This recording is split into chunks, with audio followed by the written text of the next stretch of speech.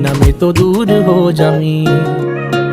ओ सागर दियां छल्लां वांगू जिंदगी है बड़ी टेढ़ी मेढ़ी, कित्थे लैके चलीए जावे पता नहीं कुछ भी की है कहंदी। उच्चिया लम्मिया पहाड़ा वांगू दिसदी नेड़े दूर रहिंदी, जिथे कोई सार ना होवे बारिश भी है उत्थे पैंदी। देखा ना जे तैनू मेरे दिल नू साली चैन नहीं पैंदी, जो हुंदा चंगे लई हुंदा दुनिया एवें झूठी कहंदी। उड़ जांदे जद पंछी मुड़े उन्हां नू घर दी लोड़ नहीं पैंदी।